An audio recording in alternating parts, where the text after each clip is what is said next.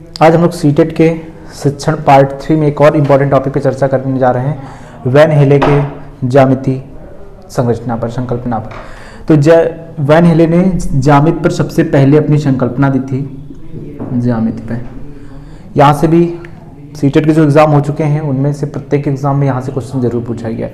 अगर क्वेश्चन ये पूछ लिया जाए कि ज्यामिति के लिए ज्यामिति की संकल्पना सबसे पहले किसने दी, तो आप बता देंगे वैन हेले ने। ठीक है, तो वैन हेले ने बच्चे को ज्यामिति कैसे सिखाना है ये बताया था। तो ज्यामिति को सिखाने के उन्होंने 5 पद बताए थे और लेवल 4 बताए थे। लेवल 0 से स्टार्ट होता है, लेवल 0 से स्टार्ट होता है, जिसको विजुअलाइजेशन या हिंदी में इसको बोला जाता है चाक्षुषीकरण।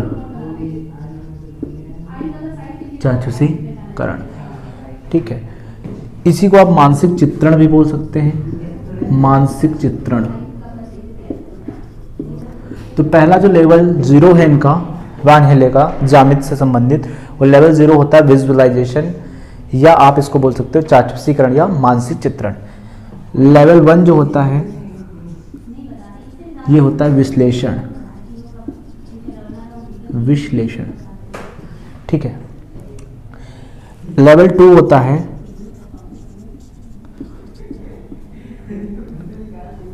अनौपचारिक निगमन।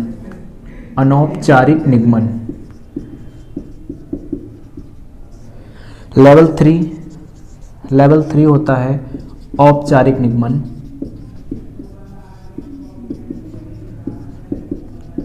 और लास्ट लेवल होता है इसका लेवल 4 दृढ़ता।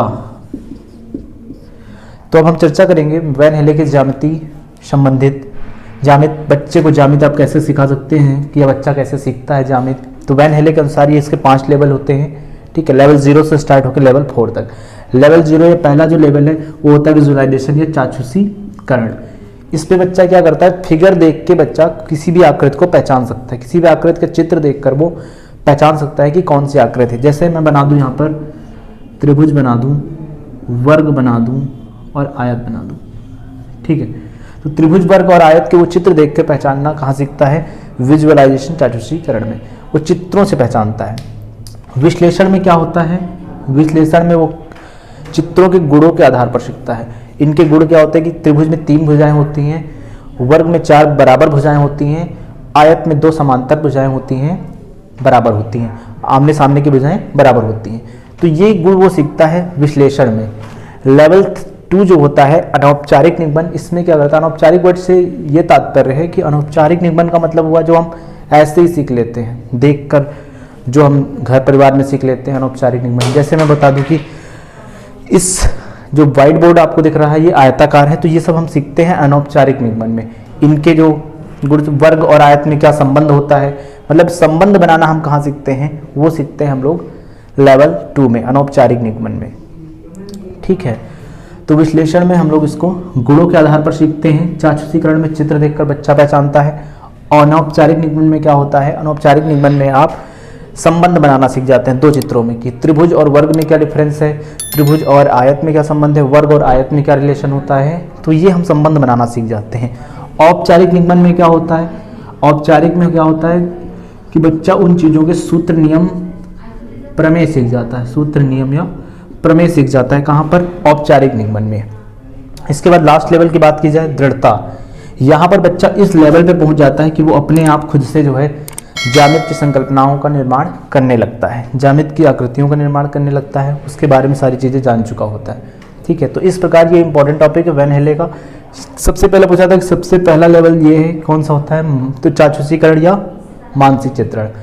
अगर आपको दे दिया जाए बच्चा दी गई आकृतियों को गुणों के आधार पर बांट रहा है, तो किस लेवल पे है, तो विजुअलाइजेशन। यहाँ पर बच्चा गुणों के आधार, यहाँ पर केवल चित्र देखकर पहचान रहा है, यहाँ पर गुणों के आधार पर, यहाँ पर 2 चित्रों के बीच में संबंध स्थापित करने लगता है। औपचारिक में सूत्र और नियम पढ़ने लगता है उस चीज से संबंधित। और लास्ट में दृढ़ता में क्या होता है, वो पूरी तरीके से परिपक्व हो जाता है उस ज्यामिति आकृति के बारे में। ठीक है, तो मेरे हिसाब से आपको ये समझ में आ गया होगा, और ये इंपॉर्टेंट टॉपिक है आपका, 1 नंबर से 2 नंबर यहाँ सीटेट के एग्जाम में हर बार मिलता है। अब हम लोग बात करेंगे अधिगम अक्षमताओं पे, कि कौन कौन सी लर्निंग डिसेबिलिटीज़ आती हैं छात्रों में कि वो पढ़ नहीं पाते हैं, वो सीख नहीं पाते हैं। तो सबसे पहला है डिसलेक्सिया। जब कोई बच्चा पठन संबंधी विकार हो, पढ़ नहीं पा रहा है, तो वहाँ पर क्या होता है, डिसलेक्सिया होता है। ये होता है पठन संबंधी विकार, पठन संबंधी विकार। डिसग्राफिया क्या होता है, ग्राफ में हम लोग क्या करते हैं, लिखते हैं। तो इससे हम लोग याद रखेंगे ग्राफ में क्या होता है, लेखन किया जाता है। तो लेखन संबंधी विकार किसमें होगा, डिसग्राफिया में, लेखन संबंधी विकार। अगला है आपका डिसकैलकुलिया। कैलकुलेशन हम लोग कहाँ करते हैं, गणित में करते हैं। तो गणितीय विकार क्या होता है, डिसकैलकुलिया, गणितीय विकार। आगे बात कीजिए डिस्मार्फिया क्या होता है। डिस्मार्फिया होता है भ्रम संबंधी विकार। किसी भी चीज में भ्रम हो, भ्रम संबंधी विकार। बच्चा अगर कुत्ता और बकरी में अंतर नहीं कर पा रहा है तो वो क्या होगा, डिस्मार्फिया होगा। क्या होगा, डिस्मार्फिया। डिस्फेजिया या इसे ही अफेजिया बोला जाता है। अफेजिया, कुछ एग्जाम में अफेजिया करके भी पूछा गया। तो डिस्फेजिया या अफेजिया का मतलब होता है अभिव्यक्ति विकार। ठीक है, अभिव्यक्ति संबंधी विकार। वो अपनी अभिव्यक्ति नहीं कर पा रहा, अभिव्यक्ति संबंधी विकार। ठीक है, अगला अगर बात की जाए डिस्प्रेक्सिया। डिस्प्रेक्सिया होता है शारीरिक कौशलों का विकार, शारीरिक कौशल में विकार होना। ठीक है, तो शारीरिक कौशल का विकार, कौशलों का विकार, डिस्प्रेक्सिया।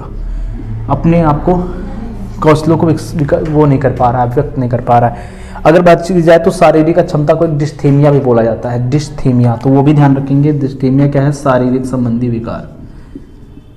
ठीक है, तो ये याद रखेंगे। यहाँ से भी 1 नंबर का क्वेश्चन जरूर बनता है कि कोई बच्चा लिख नहीं पा रहा तो उसमें कौन सा विकार होगा, डिस्ग्राफिया। पठन संबंधी विकार किसमें होगा, डिसलेक्सिया में होगा। कैलकुलेशन नहीं कर पा रहा तो गणितीय संबंधी विकार होगा। डिस्मार्फिया का होता है भ्रम संबंधी विकार होता है। बच्चा जो है जानवरों में पहचान के भ्रमित है कि कुत्ता कौन सा है, बकरी कौन सा, छोटा बच्चा, तो वो डिस्मार्फिया। डिस्फेजिया क्या होता है, या फेजिया जो अभिव्यक्त संबंधी विकार होता है। ठीक है, डिस्प्रेक्सिया शारीरिक कौशलों का विकार, डिस्थीमिया शारीरिक विकार होता है। ठीक है, तो यहाँ तक हम लोग चर्चा कर चुके हैं। यहाँ से भी 1 नंबर का सीटेट के एग्जाम में कंफर्म आना है, तो पढ़ के जाइएगा, ये सब रिवाइज करके जाइएगा, इंपॉर्टेंट चीज़ें हैं।